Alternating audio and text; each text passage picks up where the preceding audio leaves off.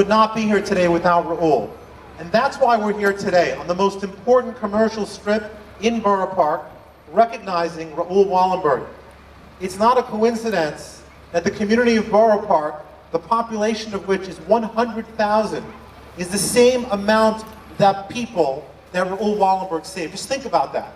What a vibrant community. 100,000 people living in Borough Park. That is the amount of people that Raoul saved. And it wasn't easy, as the ambassador pointed out. He was just 32 years old.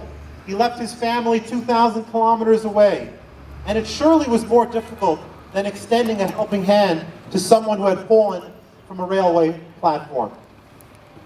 As Peter pointed out, when he arrived in Budapest, of the 750,000 Jews, there were only 230,000 left, and he knew that he had to break the rules to save lives. He invented the Schutzpass. He created those villages with 30 buildings under Swedish protection. But what's incredible is that could have been enough, but it wasn't enough for Raoul. He actually risked his life. One day, I heard this story actually, I couldn't believe it, and I looked it up and found 3 sources. One day he heard that an unusual amount of Jews were going to be shot in the Danube River. The Nazis did this in an especially barbaric way. They would tie 3 Jews, they would shoot the one in the middle, the one would fall, would weigh the other 2 down, who would drown. Raoul Wallenberg turned to his staff and said, "Does anybody here know how to swim?" Not knowing what it was for, maybe some competition, they raised their hand. He said, "Great, we're going to the Danube tonight, the freezing river, we're going to jump in," and they saved dozens of lives.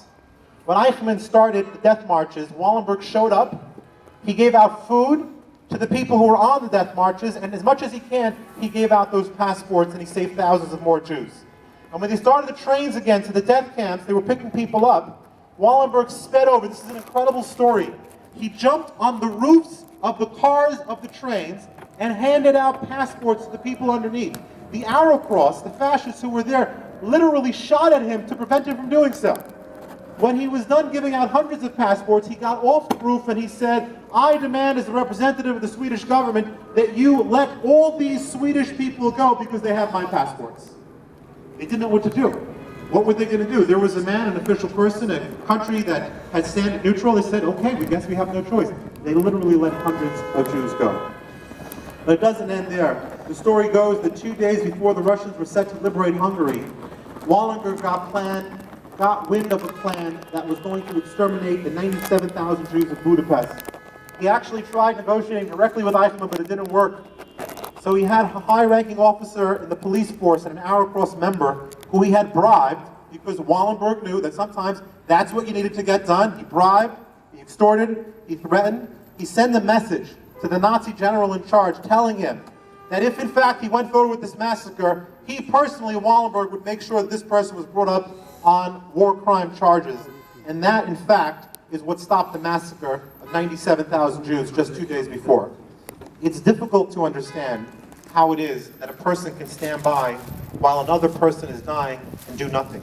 But it's equally difficult to understand how a person can risk everything to save someone of a different religion, a different land, 2,000 kilometers away from his home.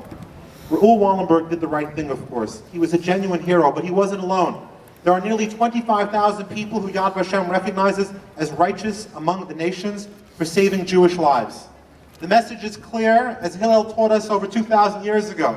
In a place where there are no leaders, you have to stand up and be a leader. It's a lesson that we celebrate today, and while Raoul has no resting place, here in Borough Park we will eternally pay our respects to Raoul Wallenberg by naming this important thoroughfare in his honor. This sign will be a place where people can come to someone who didn't make excuses, who didn't shirk his responsibility, who didn't look the other way, but rather stood up and made a difference, and that is the ultimate lesson of Raoul Wallenberg. Each and every one of us can and must make a difference. That is our responsibility as citizens of the world. Thank you very much. And so now, without further ado, we're going to ask everyone to gather as we unveil Raoul Wallenberg Way.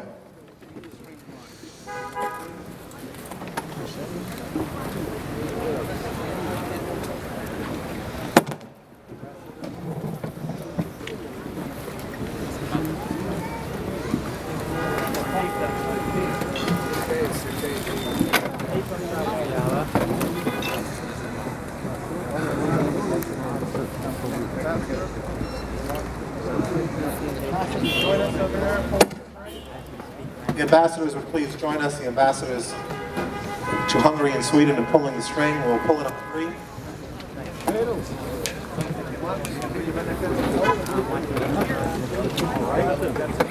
The members of the Wallenberg Commission and the elected officials.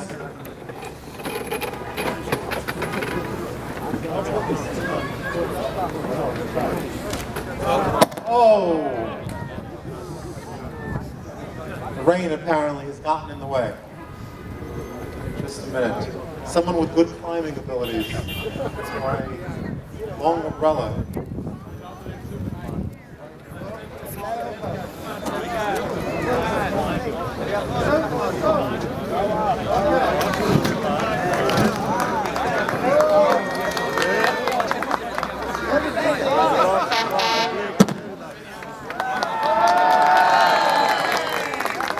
Well done. Thank you very much. Raoul, Wallenberg Way on 13th Avenue. Thank you very much. A round of applause for Councilman David Greenfield, who took the initiative